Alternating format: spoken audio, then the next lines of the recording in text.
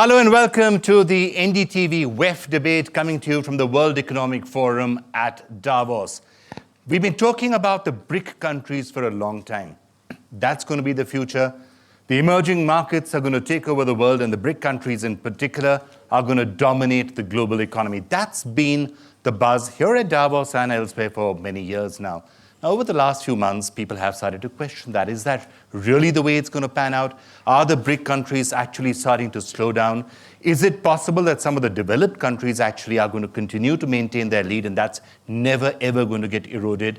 And also, the BRIC acronym by itself, does that really make sense, or should we be shuffling that around in some interesting way, putting some other countries in and changing others around? So that's going to be the subject of debate today, avoiding the BRIC wall. And we have an absolutely fantastic panel from all parts of the world, really, to help us understand this. And it gives me great pleasure to start off by welcoming Mr. Victor Chu, who's the Chairman and the Chief Executive Officer at First Eastern Investment Group at Hong Kong. Great to get your perspective out there.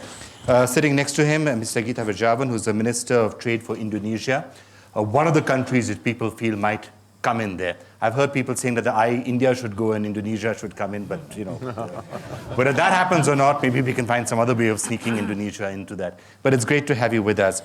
Huguette Labelle, it's a great, great privilege to have you with us. She's the chair of Transparency International. We've seen so much talk about corruption in the BRIC countries and elsewhere, and that is being seen as one of the factors that could cause them to slow down.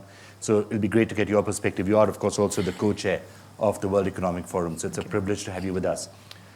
Mr. Anand Sharma, it's wonderful to have you back with us here at the NDTV WEF debate. Now, last year when you were here, there was a sense of great doom and despair about India, not least because there'd been a flip-flop in multi-brand retail and FDI and multi-brand retail. Now, you've been able to get that through in the months since then, and you've been the person who's championed that, so we're going to get some of your stories from there. And Klaus Kleinfeld, it's great to have you with us as the chairman and the CEO of Alcoa. You're represented in many of these countries, but perhaps you could also get a developed country view into this as well. Sure. And of course, a great audience whom we will turn to shortly. Now, this particular debate is empowered in a sense by the NDTV Second Screen app, which we have been talking to many of you about. If you've got the NDTV app, open up Second Screen. You can tell us which questions you want to ask, vote questions up and down, and I promise I will be taking your questions. So the top voted questions will get asked by me right here. Can I just start off by getting your essential perspective, though? The BRIC countries, are they heading for a wall? No, I think the BRIC country is thriving. I think the BRIC country have given inspirations to other emerging markets to step up their efforts to come onto our league. There's now another grouping called MINT, Malaysia, Indonesia, Nigeria, and Turkey.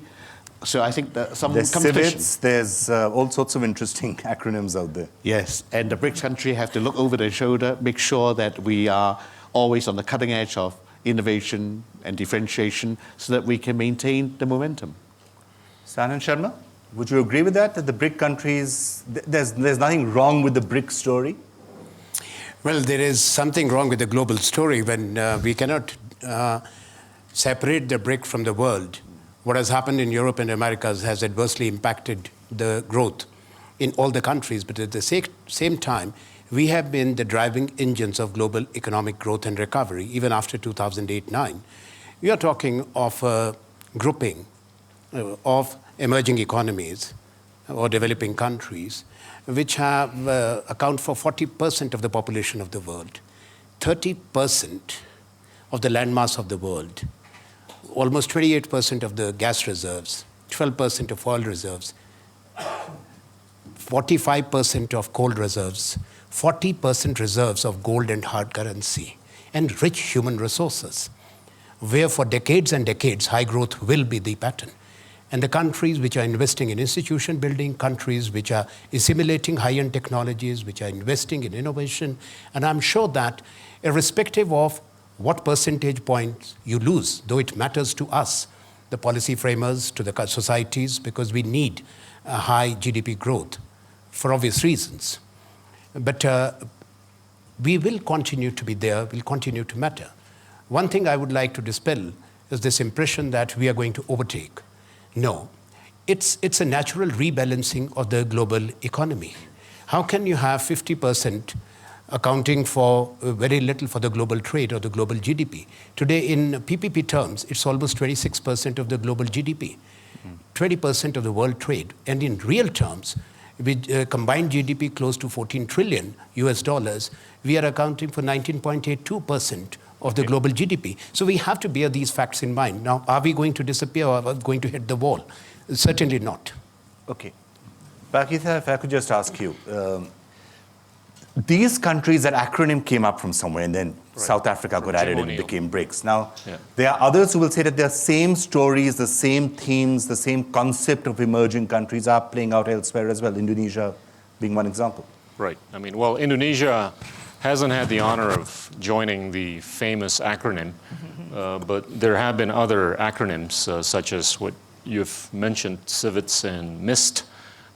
We're somewhat misty because Indonesia is the eye in the mist, while Mexico, South Korea, and Turkey and all that. I don't disagree with Anand in that I think we're beyond a shadow of a doubt. The BRICS are far away from any signs of hitting anything. By whatever yardstick Anand has mentioned, the BRIC countries representing 30 to 45% of just about anything of the world. I think it's a question of, are we likely to get used to a deceleration of growth? And it is much more of a global story as opposed to a BRIC story. Now, does Indonesia aspire to be a member of BRIC? We're not into aspiring to be a member of anything if we don't deserve to be a member of anything. But what we can tell the world is that I think Indonesia has remained somewhat unscathed from the externalities that we've seen in the last 4 years by way of the configuration of the economic structure. And we have been maintaining a robust investment thesis, very robust domestic consumption, which I think some of the BRIC countries could be learning. We're seeing China actually consciously trying to reconfigure its economic structure as to increase the propensity to consume domestically. And I think the Brazils, the Indias, the Russias, and the South Africas of the world are fully capable of adapting. And what makes them capable is not just the human resource and the innovative capacity, but it's the fiscal space.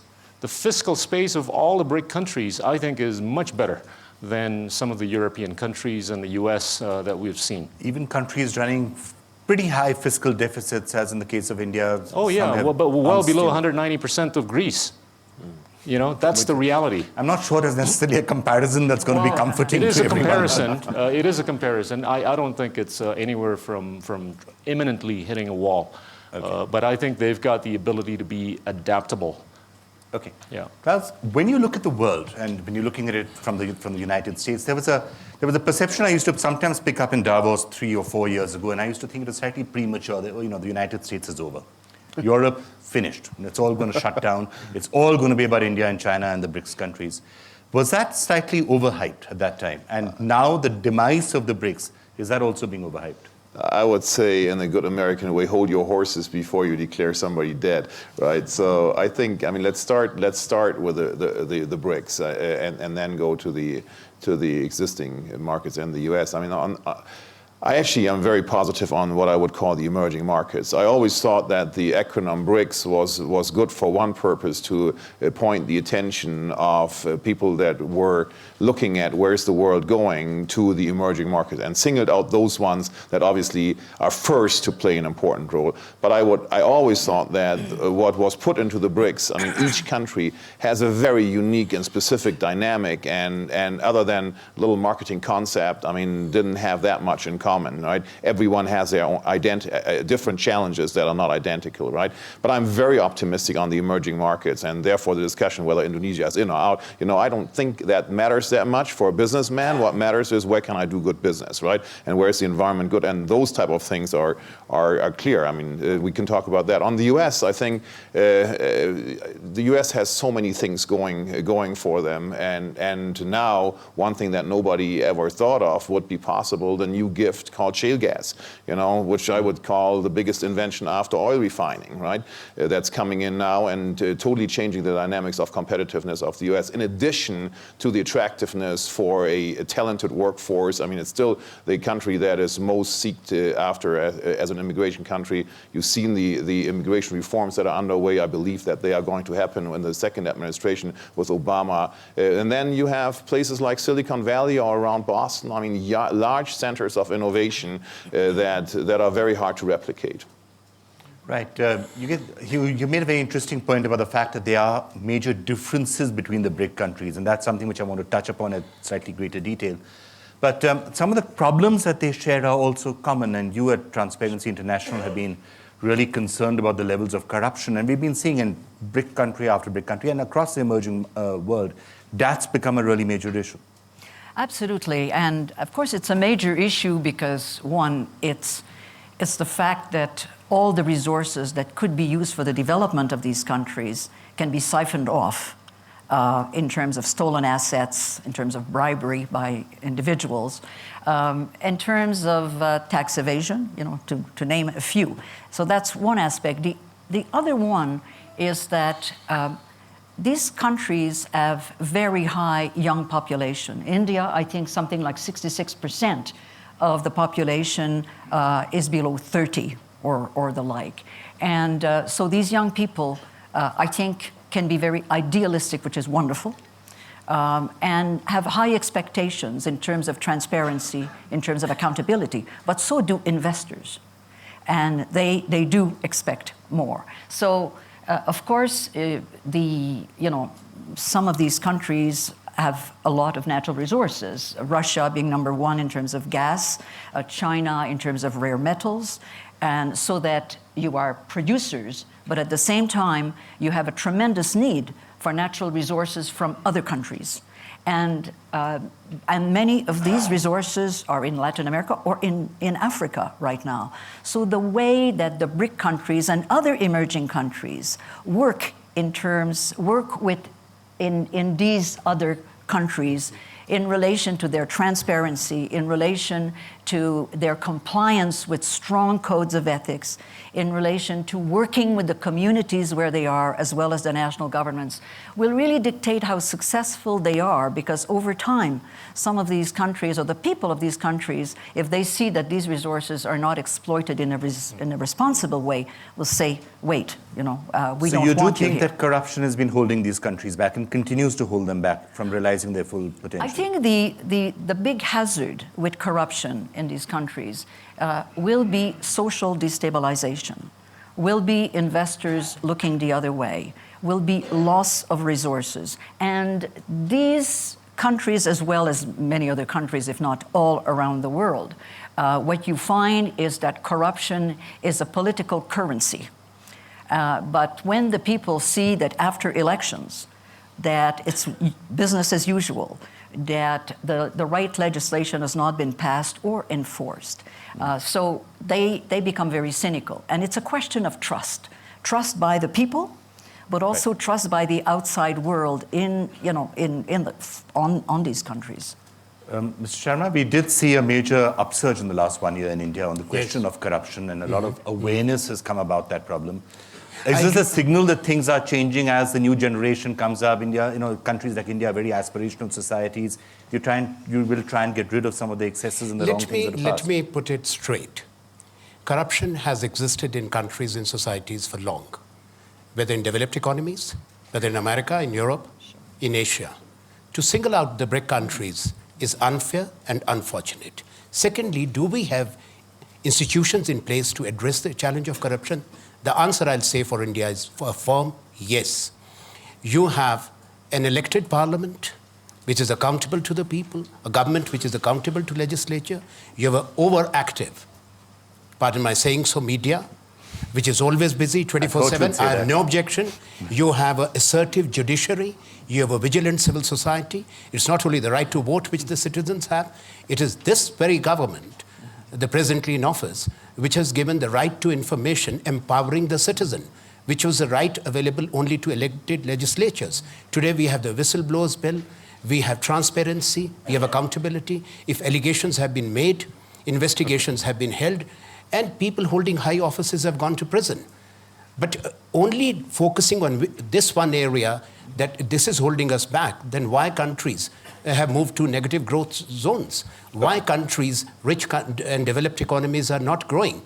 The larger issues which we have, what was said by you earlier and by Huguette, is very much relevant. That yes, we have different patterns. China is a big manufacturing power, major exporting country. We are not a major exporting country, but we are one of the global leaders in the services sector. Brazil is an agricultural superpower. They also have natural resources which are enormous. Same is the case with South Africa or the African continent. And same is the case when it comes to Russia, with the largest landmass, with their freshwater reserves, their mineral reserves, precious metals. So we are, I agree with her, with Huguette, that how we engage with other parts of the world, including with Indonesia. It's not where you are part of BRICS or not. But let me say one thing which is very much relevant here, that together we are, whether it is China, India, we are part of the East Asia Summit, where Indonesia is integral to ASEAN process. And so we different have groupings which... not only that, bilaterally we have regional arrangements, and East Asia Summit now has moved forward with America and Russia also joining in. We have launched the RCEP at the last summit, that the Regional Cooperation for Economic Partnership. So it's not that we are looking only at ourselves, or our growth is at the cost of any other region of the world. As I use the word rightly so, fair enough, it is a rebalancing, because you cannot look at the world as it existed in 20th century or 19th century. Then you have to go back to 16th century where we were. Right.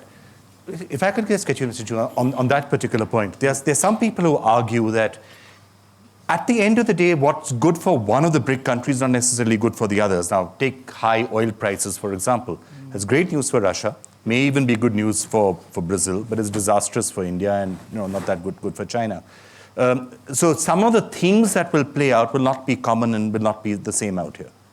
There are pretty big differences among these I think countries. there are some differentiations, but as emerging markets, as developing countries, there are certain aspirations and certain stages of reform process. They're fairly universal. I think at the end of the day, we want our youth to be better educated. We want our elderly to be better looked after. We want our people to be housed, to be fed. I mean, that's really the basic aspirations, the middle class aspiration. I agree with Minister Anand that the issue of corruption is a worldwide phenomenon. It is not unique in developing or emerging markets. But I think as investors, capital today is scarce. Capital will go towards countries that shows a commitment to improve the benchmarks, whether it's corruption, anti-corruption, whether it's liberalization of processes, getting rid of red tape, whether it's corporate social responsibility, governance. And I think in terms of the BRICS country, because there has been a major inflow of foreign capital and foreign direct investment, that itself is also a catalyst to allow us to run faster in terms of improving the benchmark. And also media and social media plays a big role. Because of the technology, the transparency, people are getting better all the time. So if I could just ask you, Gita, which are the areas that the interests of the BRICS countries or the forces, a BRIC country and broader, the other emerging countries, what are the areas which will be common to all of them, which will jointly drive them forward? Issues, areas like perhaps education and health and things like that. And other areas where there are going to be massive divergences in interest? Well, there are points of vulnerability within each country of the BRIC, and this does not just allude to the BRIC countries, but I think every country in the world has points of vulnerability. I think Brazil's over-reliance on commodities has taught them a lesson that they need to reconfigure the economy. And China, being overly exposed to external trade, they're having to basically rely more on domestic consumption. But I think the fundamental challenge with China is their demographics. They've got to make sure that demographically going forward, they're going to be youthful so that there's growing propensity to consume domestically. And Russia, almost the same as Brazil, over-reliance on commodities, and South Africa, almost similar. I think, with the differentiation that Victor had alluded to, they've got to, I think, make sure in the next years or decades, they've got to be adaptable. Now, education, I think, is a key. What we tell, from Indonesia at least, what we tell investors or potential investors is that we're not selling absolutes. We're selling directionality. And just like in India, we've put thousands of people in jail, including governors, including bupatis or regions, including ex-ministers, including businessmen and all that. Just in the last 7 years, as compared to 0 in the preceding 32 years. That, I think, is something to be priced in. And actually, the numbers are reflecting upon the directionality by way of the fact that in the last 3 years, FDI has grown year on year between 25 to 30%. So people actually don't just buy absolutes, they buy directionality. And the thesis is that, is the government committed in using its fiscal space to educate, to produce a lot more than the 20,000 PhDs that Indonesia has, so that it will become a lot more competitive? And I think the ratings agencies are also taking a view.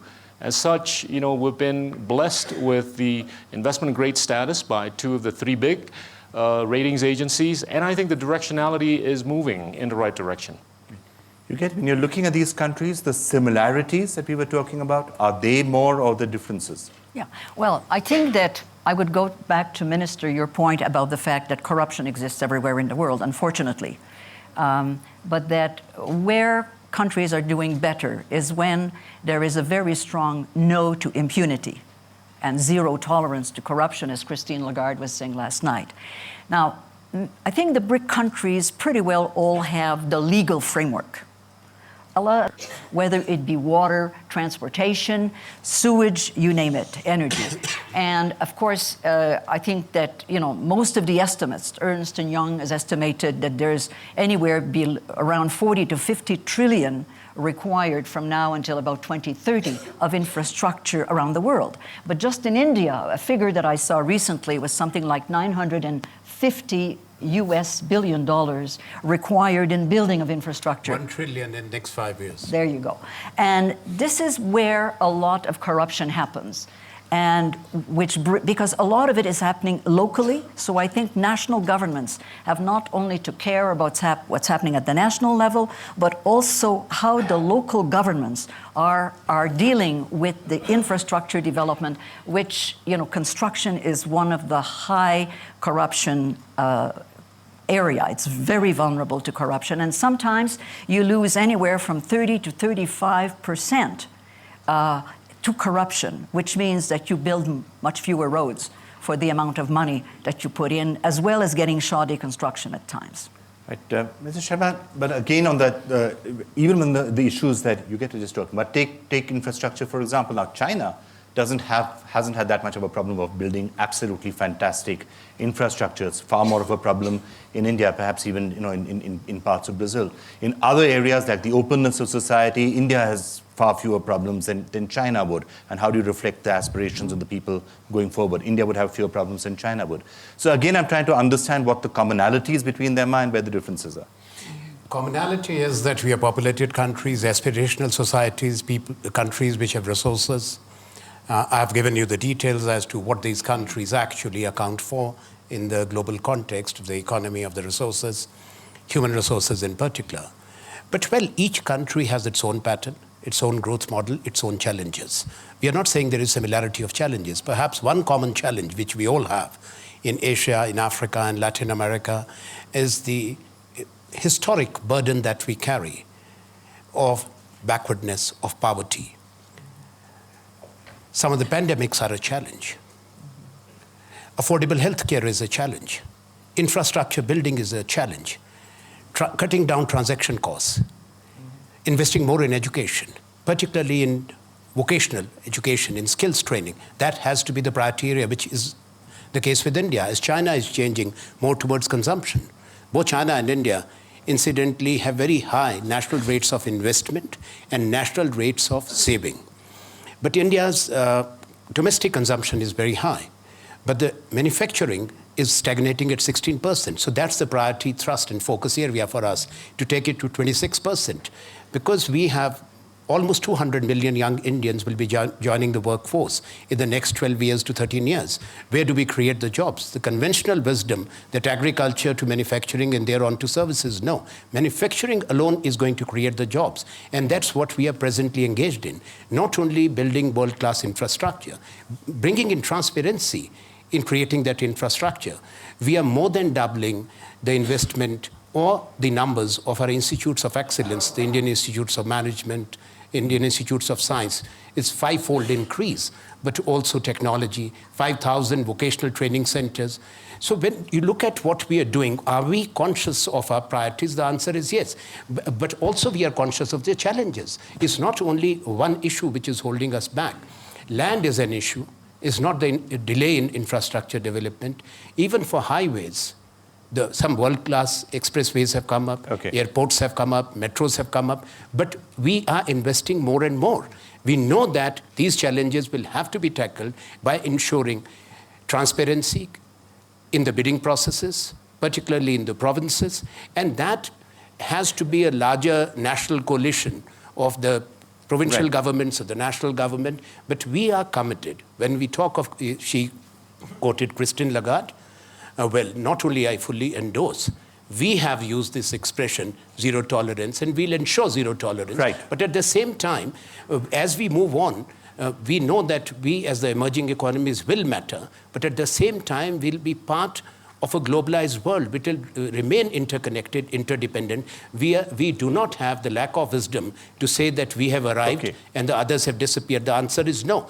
When we look at our growth rates are not as fast as Japan industrialized. Their GDP grew in 3 decades by 8 times. In case of South Korea, by 9 times. But we know that we want sustainable development. Right. Can I just turn to you on some of the questions that are coming in now on second screen? Let me start taking some of them. So here's something which Faizan has asked, slightly provocative, but I'm going to throw that to Victor as well. You know, we're talking about BRICS countries, that's fine, but what Faizan's asking is China in a league of its own compared to the other BRICS countries? All very well to talk about BRICS and what Brazil is doing and Russia and India and all that, but at the end of the day, what China is doing, what China has been achieving, the numbers that we were talking about, the extent to which that is being driven by China, should we factor that in really? Is it about a China story as much as not a BRICS story? Can I add one point to this debate, which has been focusing a lot around corruption and transparency? And as a businessman, I would phrase it in a larger way. It's about rule of law, because it's equally important for us, I mean, to see that patents are recognized, or that land rights are recognized, or that whenever I have a dispute with a customer or supplier, that I can count on taking it to court and getting the right rights, you know. So I think that is a fundamental for investment. Victor, you said it before. I think that comes absolutely first. I mean, I cannot justify to put my shareholders' money, you know, into any country where I don't have that fundamentals there. You know, so that wanted to add that to the debate. China, yes. I mean, number one, as I said before, every one of those BRICS acronyms has their own challenges and response to it. I'm a big fan that when you make a strategy for a company, you build it around your strengths, right? Russia has a gigantic strengths around natural resources. It has some weaknesses on the other side, and they are countering it with WTO accession, now OECD, with some infrastructure investment, stronger rule of law. China, yes, when you look at the numbers, you have to admit it, they have done outstandingly well, and they have created a league in their own, which is figured out by the very much discussion of when is China going to replace the US as the largest economy on this planet, right? So there's no doubt, right? That's why I think, but does that mean that other places are less attractive to me? No, absolutely not. I mean, but for other reasons, you know, business in this regards is very simply structured. You know, wherever I find good opportunities to prosper, I'll go. Victor, is it essentially China and then the rest? I think in certain aspects, in terms of the speed of change, and in terms of the last 30 years of reform at 9.8% compound growth, that China is on its own. You know, bring 450 million people above the poverty line. But other areas, such as the development of rule of law, you know, level playing field, we are not quite there yet. I want to also mention what Minister Gita said. As investors, we invest in countries where there's a potential of reform. I mean, China, last 30 years, certainly doesn't have the rule of law or democracy that we understand in the West. But people are still investing because you see there's the potential. The combination of the speed of growth, of change, and the potential of getting to where it should be is the attraction of China. But be that as it may, China, looking ahead in the next 10, 20 years, is going to be a lot more challenging. The external conditions and the internal conditions are a lot more complicated. And we need a lot of wisdom from the new leadership, who is, I think, as best as we could get, because it's a team with track record, to really ride through the waves. Right. Gita, is it essentially China and then the rest? Well, the obvious difference between China and the rest is that in China, if they want to build a road, one guy says it, it gets done. Unfortunately, Victor lives in a more democratic place of China. Unfortunately, Anand and I come from a lot more democratic places where if the head of state says he wants to build a road, he's got to sit with the governor, he's got to sit with the regent, he's got to make sure that no religious head complains about a temple, a mosque, or a church sitting on the path on which that the road is going to be built. So the system is systemic that causes different economies to grow faster or slower. But Victor is so right in that going forward, as people get a taste of money and wealth, they get a little more democratic. And I think that's going to happen to China. Is it going to happen to China? But I think... Hang on, let me finish. But I got lots of friends in China who used to work, as colleagues of mine. They're getting a good taste of welfare. And they're starting to listen less to the bosses upstairs. And because they have their own ways of thinking, in terms of how the world ought to be shaped and all that. I think the next decade or two is going to be interesting. But what is important to be in line with what Huguette was saying is that it is important for there not to be a prolonged economic slump. As long as there is a prolonged global economic slump, it does pose a serious risk to democratic values and institutions. Unfortunately or fortunately, some of us have embraced the new paradigm of democratizing ourselves. As we want to be more democratic, we've got to make sure there's money in the wallet, fiscal space. So we've got to have the space so that we can educate people. Look, I only make $1,900 a month. My colleagues in Singapore make millions. There is a higher probability for an Indonesian bureaucrat to do funny things when there's a road to be built. But fortunately, I have enough on the table already. But there are others in Indonesia. So I think the fiscal space is a necessity if we want to take a view in order to be in compliance with the spirit of Transparency International. Okay, there are lots from that which I want to come back to you on, but incidentally, this is also right now the top question on second screen. What steps are needed to jolt the economy? Will countries like India have the political will to be able to push those through? And that ties into the question of democracy that you were talking about. So this is, of course, not a theme that is unfamiliar elsewhere. I mean, look what the United States is going through with the fiscal cliff. And the rest of the world is saying, how tough can it be to actually come to a deal and not go over the cliff? But it's obviously, politics isn't simple. Democracy isn't simple. Does the United States also look at China and say, it's so easy for them? It's easy for them in what regards? In pushing through things like roads. I mean, that is very true. I mean, I've seen it myself with many projects. I mean, you have a deal on the table, you sign it, and the next day the road is starting. People are getting moved and stuff gets flattened, and that has been a very strong driver of the speed that they have been able to do. On the other hand, what was just described, democracy is messy because by definition it's messy, because it is a societal dialogue. That's the whole idea. To hear the voices and then to come to some kind of compromise, right? That's the idea. And you see currently in the US debate that at work, it is messy, right? In the end, I think that in the end it's still the best system, because you come out better compared to not listening to certain parts of society, because I think history has taught us, there is a point in time when a tipping point is reached, and then some forces come up, and you get a disruption, and the disruption is not pleasant, right, and leads to more chaos. And on the fiscal cliff, you just saw a fiscal cliff was avoided. It was unfortunately replaced by an equally deadly thing called debt ceiling. And yesterday, the next move was made. They moved the debt ceiling further down. 15th of April is a new date. So in a way, you see the dialogue is working out. I'm relatively optimistic that we'll work something out.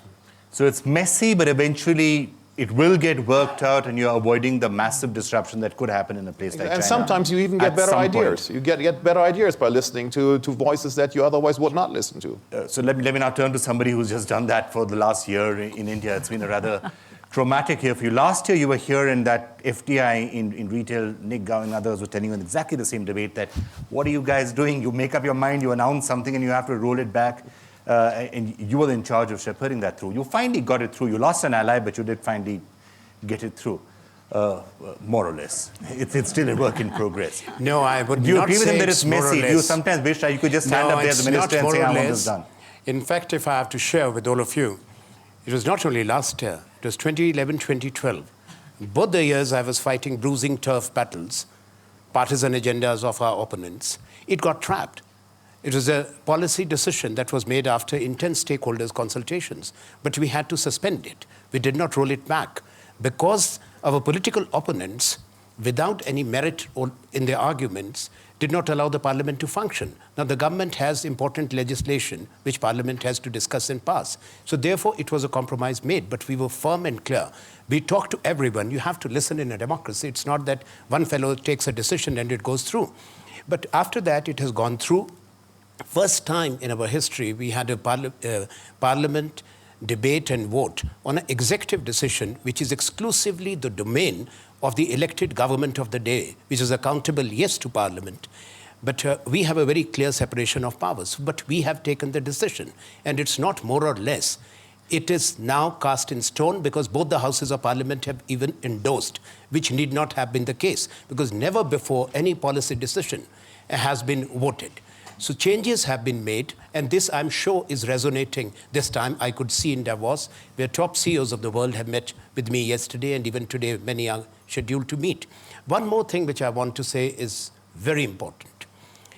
Yes, when we are talking of job creation, when we are talking of development, our priorities, which I referred to earlier, is through the national manufacturing policy to create 100 million skilled jobs in 10 years. How we are doing it? We are establishing self-governed, integrated greenfield industrial townships. These are national investment and manufacturing zones. 12 stand approved, notified. Now, there's not going to be a proliferation. What is important for me to share, that is what why I referred to the bruising turf battles. We have put in place effectively a single window mechanism. There was a dormant article in our constitution, which we have invoked to make them self-governing through an SPV, where the land is not an issue because land is being brought in by the state governments. So land is the equity of the states, and the trunk infrastructure is entirely being funded by the government of India. And in record time, we have approved.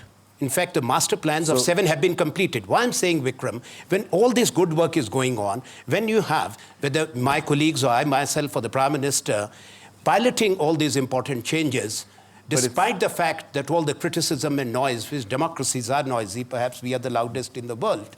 But at the same time, why shouldn't some positive also come our way? Why shouldn't some credit be given for good work done? Yeah, why should we only be lampooned and criticized? That's my question. Okay, why we are not informing our people about the positives? Okay, sure. Okay, fine. Now, but the same issues that he was talking about, that Gita was talking about, that's happened in the United States, it's happened in Europe too, where some of the steps that could have been taken, should have been taken months ago, if not years ago, were just not taken for political reasons. So we again come back to democracy. Now, it's great. Democracy helps in transparency, but some of the things that China can do so simply, other countries can't. Yeah. Well, what is happening, which we haven't quite discussed here yet, is the globalization of our world and the fact that the BRIC countries not only are producers of resources, both people as well as natural resources, but they are tremendous users of resources from elsewhere around the world. And that is translated not just in minerals and oil and gas, but also the fact that the private sector is increasingly involved in countries like China, I think is creating a different kind of expectation and pressure on countries both back and forth. There is one interesting aspect is that all of the BRIC countries, of course, have ratified, and they were early ratifiers of the UN Convention Against Corruption. And so were countries like Indonesia, South Africa. And I think that to live by what has been ratified will be very important because there'll be peer review. And what I'm also suggesting perhaps to the BRIC countries that have not already decided to commit to the OECD Convention Against Bribery, which is criminalizing bribery outside of your country by your national, I would say, please do that, because that will continue to bring a more equal way of doing business. And I think will be good for those countries because they will be probably more better seen. And of course, they have become, China, India have become major donors to developing countries. And the way that they do that, again, using transparency and ensuring that there's no bribes taking place, will be very important for them. Victor, when you've been hearing all of this, the two views were expressed. One, it's great for China to be able to grow as fast as China is doing, and that will continue, and because China doesn't have to deal with some of these other problems. Yep. The other view that Klaus expressed is that at some point, though, there could be a discontinuity. There could be a problem. There could be a major speed breaker, which China may have to hit at some point. Is that do you think, a real concern? Yes, I think all the points are to some extent, they're all valid. I think it really depends on your stages of your economic and political development.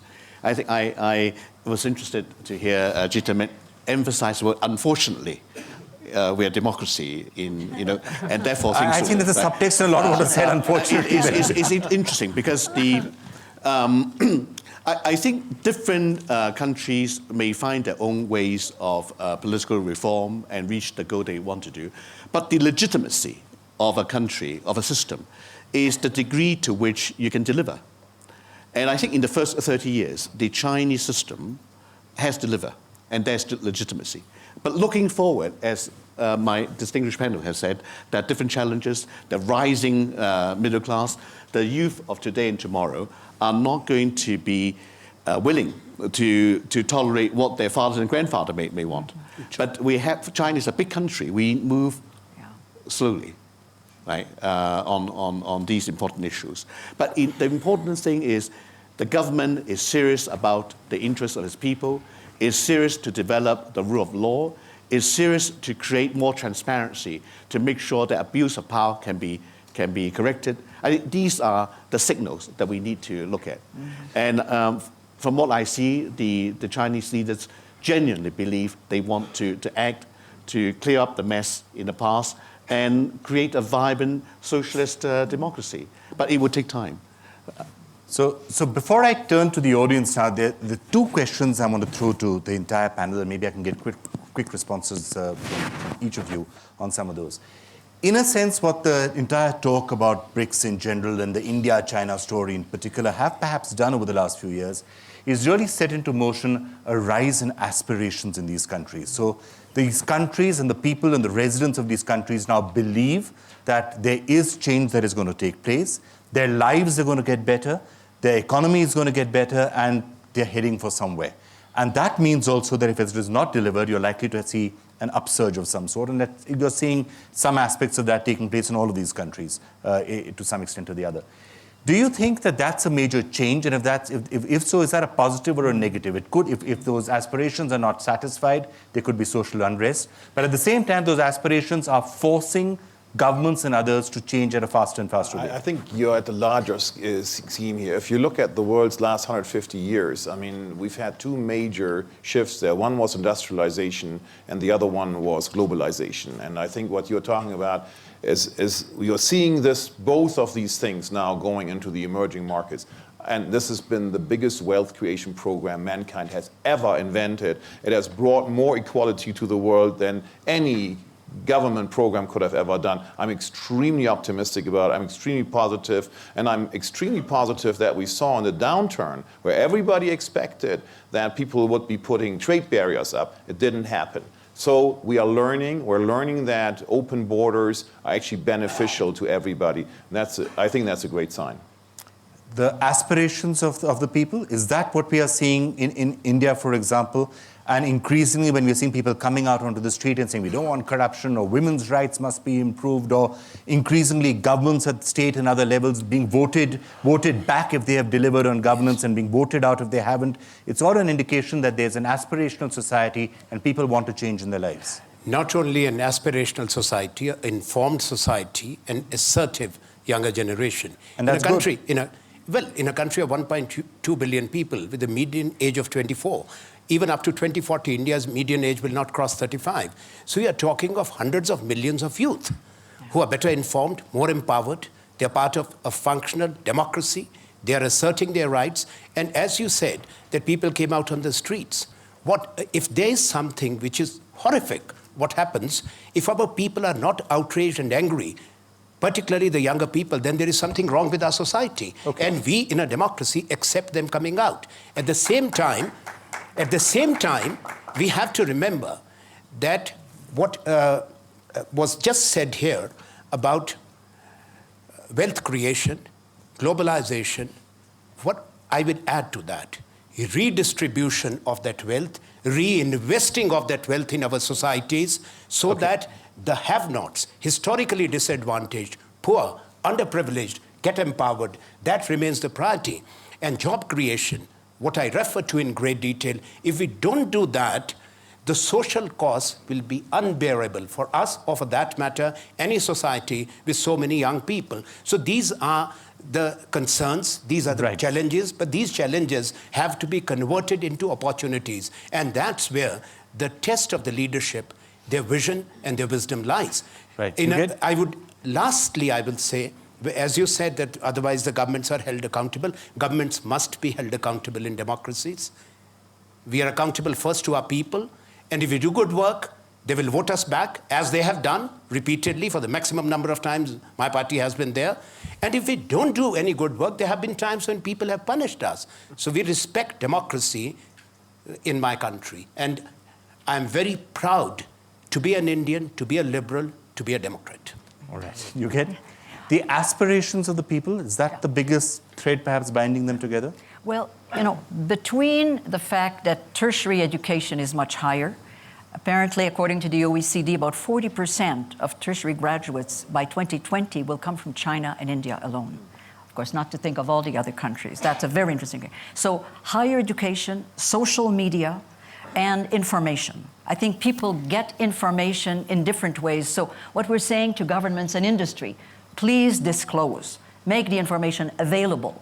Because at the end of the day, they will get information, but they may not get it in a way which will be complete, and therefore will permit them to be solid citizens. And I tell governments, please remember, the information you have is not your information, it's the people's information. And you are only the trustee of that information. The money that you hold is the people's money, the people's resources. So unless the people are involved and part of it, a bit more messy, Gita, I know, but at the end of the day, you have much better solutions, and you have, I think, much greater social stability. Gita? In a sense, the more you deliver right now, and the more these countries are delivering growth, the expectations are rising faster. So in many ways, the governments are going to have to run faster and faster, which is great, because that means that change will happen that much faster. On a bilateral, regional, plurilateral, and multilateral basis, Indonesia has committed to basically adhering to the rules of the world and the planet. Now, that is reflected in what we say and speak within ASEAN, within APEC, within the WTO, within the global community. The aspirations are very clear for all Indonesians, and that is to make sure that Indonesia does not stay at just being the number 15th economy of the world. We want to be better. We want to be number 14, number 13, number 12, number 11, number 10, so that we can be like India, like China or close to being as big as those guys are. And it's clear what it takes for us to get better in terms of what we need to do with education, in terms of what we need to do with the enforcement of rules and laws and what. It takes time, and this is what we're telling people. But if you take a 5, 10, 15-year view of Indonesia, there is a great chance that Indonesia is going to be less corrupt 5 years from today. There is a great chance Indonesia is going to be better educated than ever. So I think the investors who come to Indonesia, they don't need to speak to stock analysts. They need to speak with people who can actually convey the message in terms of what Indonesia will be becoming in the next 5, 10, 15 years. And they're believing in the thesis. And as a result, they're putting the money to work. And as a result, FDI is rising 25 to 30% per year. So that's what we've got to believe in, and we've got to stick to it. Victor, the pressures of rising expectations, there was to be a time when 8% growth would be considered wonderful. In India, 6% growth, a couple of decades back, people thought it was wonderful. In China, even now, China's growing at 7.5%, 8%, and people are saying, oh my God, look what's happened to China, it's slowing down. Is that something which you think is going to continue? The expectations have now been set at a different level. Yes, but obviously expectations is all relative. 7.8%. In relation to the rest of the world is still quite respectable. But I think it's not just growth. I think we need to look at processes. I think the creation of the acronym of BRICS or other MINT really highlight these emerging markets' potential to the rest of the world, to the market. That creates market expectation. Now, if we don't perform, if we don't deliver, the market will punish us very quickly. And I think that's where the strength of this BRICS invention is. All right, let me now turn to the audience and see if I can pick up some questions or comments from there. Mr. N.K. Singh.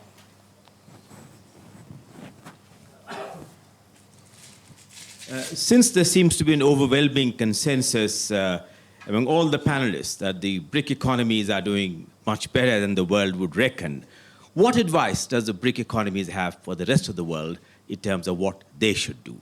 And since I have the mic with me, and since we have the two important trade ministers, how much of a serious constraint you believe the stalled Doha round has or will make to the future of the BRIC economies? Interesting. You want to start, Anand? Quick response. Well, this has been a matter of shared concern. This is the only round of trade talks which has been devoted to the developmental agenda. That's why it's called the DDA, the Doha Development Agenda. It has taken the longest. Much progress was made, whether on market access in agriculture, on NAMA, the formulas which were worked out, services is being discussed. The delay is definitely impacting or injuring the global economy. Because if we put in place a rule-based multilateral trade regime, which is fair, which is balanced, which corrects the historical distortions, which gives better market access also to the poor countries, developing countries, then that would help the world. And we have been urging our partners, our coalition partners, of course, we discuss all these matters between Indonesia, India, Brazil, China, South Africa, but also with the developed countries. Things can only move forward once a commitment is demonstrated and political appetite shown by the largest economy of the world, that's the United States of America. So we will meaningfully engage with them as we have done. In 2009, when there was global gloom, there was from US emerged a study from the Peterson Institute that if then it was concluded minimum addition to the global trade could be anywhere between 500 to 700 billion. And these numbers don't remain frozen. It could be in trillions. It is therefore in the benefit of the rich countries, developed countries, and the developing countries that we conclude this round to have an approach which could be incremental. There is enough on the table. And my message here is that the countries which are negotiating come from different levels of development or economic challenges. Therefore, each one cannot have a country-specific solution. We have to look at the middle ground where everybody is comfortable to stand, and that we must find. Gita, you want to add something to that? Yeah, two things. I remember when we went through the Asian financial crisis in 1998. Times were tough, and we were politically and economically moribund. And we were in an absolute position to be obedient to the mantras of the Western world. You cut this, you implement this austerity measure, you privatize this, and we did it, as a result of which we lost millions of jobs. And I think this is the kind of stuff that perhaps a non-BRIC country could offer to the world. But are they going to listen? Time will tell, number one. Number two, on the next part of your question, I think Doha round has some oxygen. And as long as we stick to the script of focusing on the low-hanging fruits, and the low-hanging fruits are quite simple. It's the LDC package and the trade facilitations. And I think India will play a big part in making sure that the meeting in December in Bali for the Ministerial Conference number 9 will be a success. Now, to the extent we can advance on these two, I think Doha has a chance. And that will only have a chance, real chance, if we witness a real recovery in the global economy. But before that happens, I think we've got to stick to the small stuff first. Even the small stuff has some differing views amongst the, the developed and developing countries versus the non or the least developed countries. Now, we've got to make sure that in the next 11 months, before December, we get this thing done. And I think there is a chance that we may be able to get this done. If we get this done, I think Doha has a chance. Yes. Right, let me see if there's another question. Yeah, the lady there. Yeah, then. Hi, I'm Michelle Walker with the World Policy Institute in New York and a young global leader. I have a question about consumption trends in the BRICS.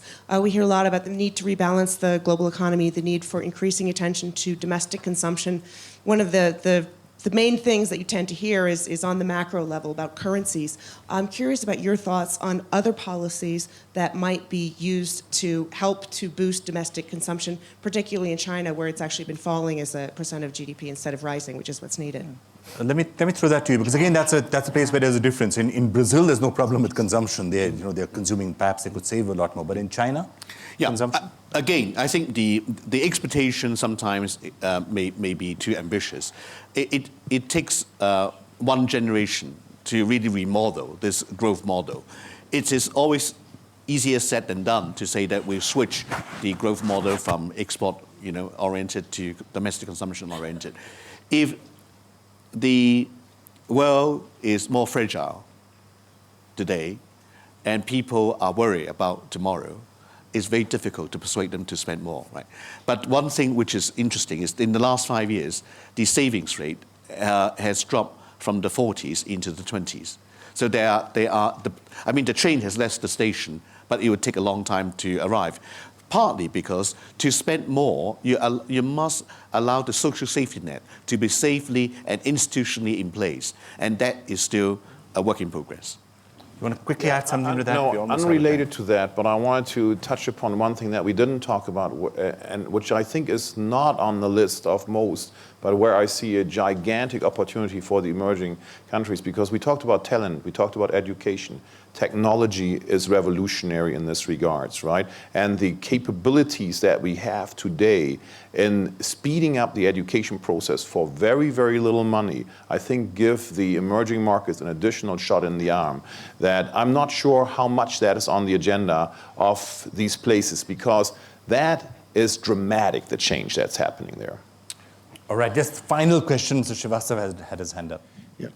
No, I just wanted to say that we were about, at least in India, an increasingly young society which is aspirational, which is acquiring a lot of self-confidence, and those are good things. But one of the things it's doing is creating a wave of entrepreneurial activity. And the question I didn't hear and I wanted to ask is, when you look at sustained economic growth, one of the most critical elements, apart from transparency, apart from less corruption and all the rest, is to have a very vibrant entrepreneurial ecosystem. Because at the end of the day, governments don't create jobs. It's entrepreneurs who do. And I know in India it's on the central agenda. We're looking at creating a national policy on entrepreneurship. I just wonder how much of it is on the agenda of various countries. Right. Well, I think we are flat out of time, but I'm going to maybe get a yes or no answer from all of you to one final question. Okay. The basic thesis behind the original BRICS concept was that by 2050, here are 4 countries that are going to dominate the global economy, perhaps be the largest players out there. We never said it. Well, Others that is said the it. original thesis. That is the original thesis. So let me ask you now, sitting here, Davos in 2013, is that still, you think, the most likely outcome, that the BRIC countries will be economic superpowers by 2050? Yes or no? I never believed in it. I think emerging markets will be the largest driver of growth in the future, not just the BRICS. Okay. We'll bring about rapid socio-economic transformation, job creation. We'll remain integral in global decision-making and in the new global order that's emerging. Okay, you get Very important, but not the only powerhouse. very important, but not the only powerhouse, right? Like Cautiously optimistic cautiously optimistic. Is that a yes or a no about the or a fact maybe? that the BRIC countries will control the economy. Yes, yes, yes. Yes, okay. We got one categorical yes at the end of the whole thing. So on that note, we will bring the session to a close. Thank you all so much for joining us here. This was a special program coming to you from the World Economic Forum at Davos, the NDTV WEF debate.